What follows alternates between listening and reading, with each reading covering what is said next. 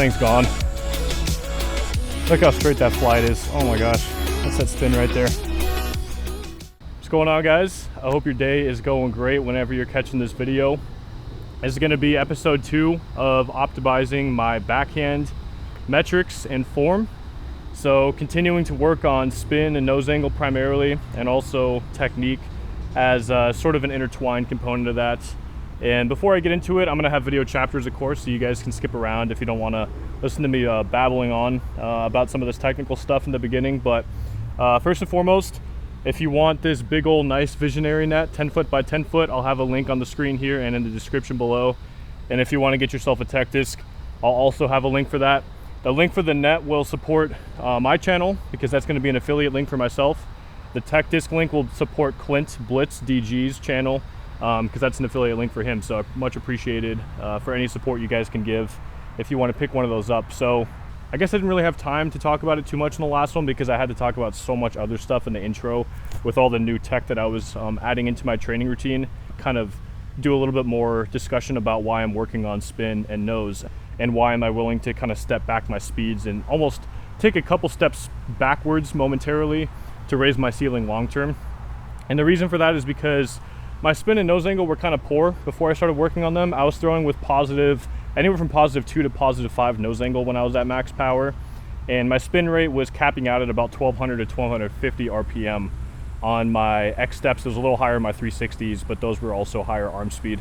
In my previous distance lines video, I talk about it a little bit, but as spin rate increases, you can get a more efficient lift vector because the disc is less likely to turn and fade. It has a slower roll rate in the turn and fade directions, which means I can keep the lift vector more vertically aligned, which means it's more efficiently fighting gravity, which is pointed straight down. So I'm not wasting that lift and associated drag as much on sharper turn and fade. So you'll see Garrett Girthy throw super far with like a 73, 74 mile an hour throw. Part of that's because his spin rate is so high. So that's a big reason for it. It's also going to give me more room to grow, throw glidier, flippier discs at higher speeds, which is going to be also more efficient to get more out of the speed I'm putting into the discs. For the nose angle, that's a huge one too. I've already gotten pretty close to my goal nose angle, which was -4-ish. The nose angle, throwing positive nose angle is just garbage. I should have never been doing that, but I naturally adapted because I was throwing understable putters and drivers really fast, and I think my body naturally adapted to that. But you can imagine positive nose angle, this is basically a parachute. You know, there's a lot of wind coming in, getting caught underneath the rim causing a stagnation point, and then there's going to be also more flow separation over the top later in flight, which is going to induce pressure drag because there is essentially a greater positive pressure on the front of the disc than the back, which increases the frontal surface area effectively during flight and also increases the coefficient of drag. So it makes for a much less efficient flight to throw with a positive nose angle. If I release with a negative nose angle, there is going to be a slight increase in frontal surface area at the beginning of flight, but as the descent rate of the disc increases later in flight, it's going to help to stave off some of that really, really severe positive nose angle that happens in that second half of flight.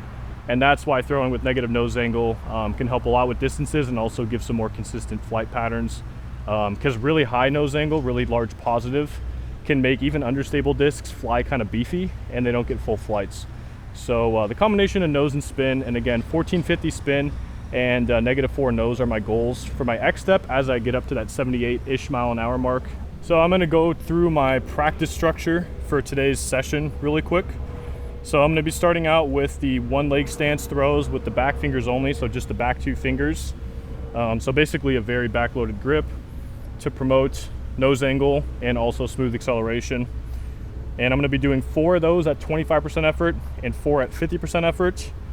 And my focus really on all my throws today is going to be keeping my abs engaged, maintaining strong posterior pelvic tilt, and keeping my body sort of wrapped around the disc, because I've been having some quadratus muscle issues, and that's from too much extension in the spine and a little bit of anterior pelvic tilt, which is a side effect of not using the anterior chain as much as we should be for that trunk rotation and transferring the rotation from the pelvis to the shoulders. So I'm going to be emphasizing that today. My abs are plenty strong. I just have to kind of, re-ingrain it and just focus on it for the session. So keeping the abs engaged, so basically butt back, abs engaged, and kind of keeping the disc inside the body. Everything's wrapped around it. And then also for the throw itself, I want to be curling that disc through the right armpit with that back finger squeeze. That's what gives me the best nose and spin angle, because it deepens my pocket and it makes sure that my thumb doesn't death grip down and flex up into radial deviation at the end of the throw. And then next is going to be standstills. I'm going to do 4 of them with my thumb off. So 4 finger but thumb off at 25% effort, and then 4 with the full grip at 90% effort. And that kind of steps me up to max, you know, max relaxed standstill speed with still good quality throws. And then after that, I'm going to be adding in the one-step throws, which I've been wanting to do, but I literally just keep forgetting every single session, which is why I put it down on notes on my phone this time. So baseball like one-step throws, basically going to be mimicking the last step of the X step. So starting in that balanced position as if I was swinging a bat, you know, a bat lefty, and doing that last step of the X step. A little bit more powerful than a standstill, a little bit less powerful than a X step. And that's just helping bridge the gap from standstills to X steps, maximize the chance of me carrying those form qualities I had earlier in the session up to the X steps at the end of the session. 10 X steps at 25% effort and 5 at 90%. And that's going to be the same form focuses on all the throws previously to that. And that's going to get me seeing some numbers on TechDisc for my X step before I get to the radar gun out in the field, which we're going to do at the end, so we can get some radar gun, hopefully some high speed numbers and some really long distances. Okay, so first 4 one-leg throws at 25% effort. All my one legs are going to be back 2 fingers only. So ulnar deviation, still relaxed hand and wrist, light squeeze up into the meat of the hand with those back 2 fingers. And I'm curling that disc in as I squeeze those back fingers into the right armpit area. Pretty much the same thing as Clint's cue of getting the disc inside your body from his most recent cue video, which is similar to this cue. It's kind of just 2 different ways of verbalizing it. And I do use his depending on the situation as well. Both work super well, just have their kind of more specific applications where they complement each other. Just depends on the athlete. I would try both. I recommend trying both and see which one works better and use that one.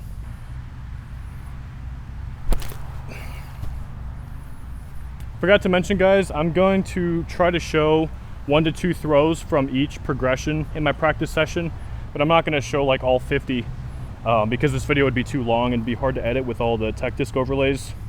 But so far, that's a good first one, 931 spin, -2 nose. All right, moving up to the 50% effort here.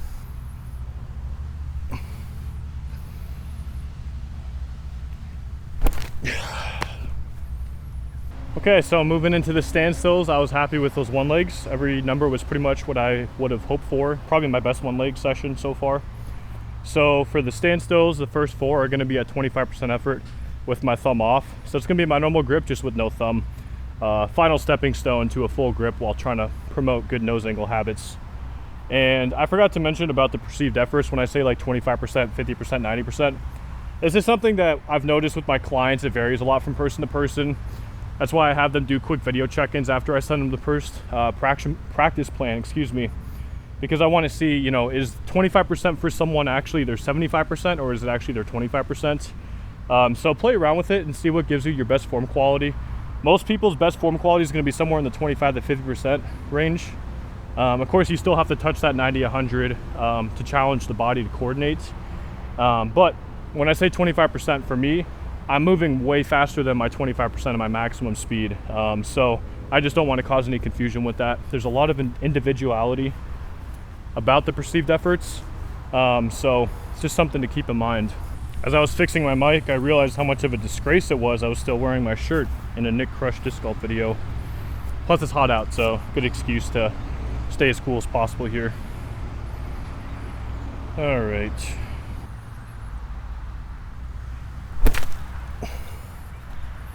Now we're going into our 4 higher power level standstills. I'm gonna work up to 90% on the last 2.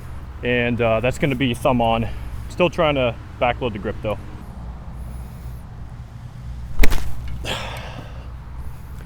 I mean, my speed's not that high, but my nose angle is the best by far it's ever been on my standstills, and my spin as well.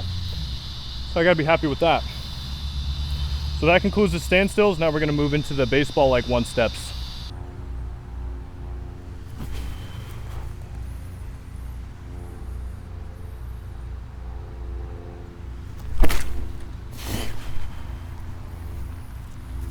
This whole like back 2 finger only to 4 finger thumb off backloaded grip progression that Clint and I kind of brainstormed together when I was up in Washington.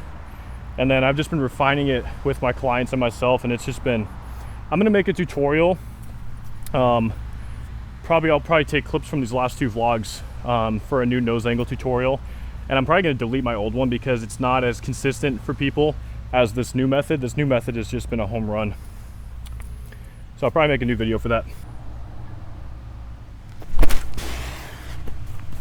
Squishy ground got me. Cool, so now I will move to X steps. So just gotta remind myself what the plan is here. I think I'm actually gonna do, I might do 5 at 25% and 5 at 90 so that I have an extra 5 for the field on radar. But yeah, we're gonna be doing the same stuff as on those 1 steps, just with the extra footwork.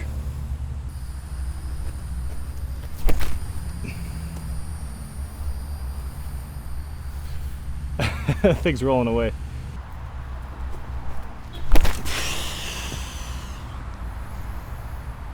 Yeah, I can feel my abs helping out my back a lot here. It feels good. Here we go, 1300 spin, -5 nose. So I will see you guys in the field on the radar gun. All right, we're at the field, ready to translate some of that TechDisc training into some bombs out here. And I got the radar gun set up, so hopefully you guys will hear those numbers. I'll probably put them up on the screen if they're not audible. And we're just gonna focus on the same things as that last set of X steps. I'm still trying to keep my abs flexed, make sure I'm keeping my body wrapped around the disc. And again, still doing that backloaded squeeze through that right armpit, curling that disc through that right armpit. Very similar to Clint's cue of getting the disc inside your body, basically the same thing.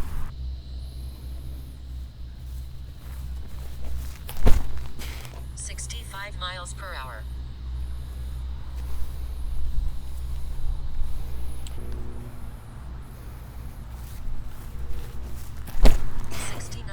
per hour.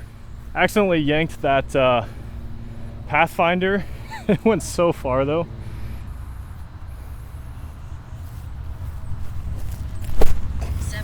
Miles per hour. That one's gonna go extremely far.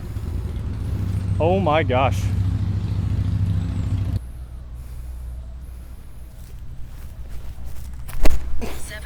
Miles per hour. 74, threw it way too high though. The launch was, I tried to reach back low.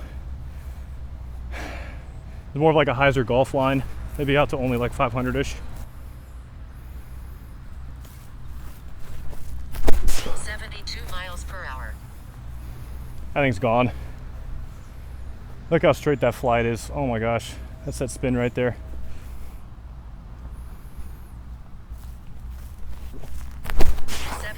Miles per hour. Oh man, that's gonna go super far. Hopefully it's still in frame. It's dropping like a rock down range. There's some weird wind down there. It's like no wind here, and then they're just falling out of the sky. All right guys, I'm gonna wrap it up there. Thank you so much for stopping by and watching the video if you got this far into this pretty tedious and structured practice session. But I hope you enjoyed it, and I hope you enjoyed seeing my nose angle continuing to get better and spin continuing to get better. We're really knocking on the door of my goals for nose angle and spin. Speed's got a little ways to go. I have thrown 76 on radar, so I'm within a couple miles an hour of where I need to get my X step. But I'm still kind of getting healthy with the finger and back thing. I will say what I was really happy with today was staying in posterior pelvic tilt with an engaged front abdomen muscle chain. My back, I had no pain today. So my quadratus, they were very happy. So even though I was only throwing 73, 74 on the top end, to do it pain-free with no finger pain and with no back pain was actually just as fun as throwing, 80 mile an hour 360s for me after dealing with all these injury struggles. So I was really happy with that.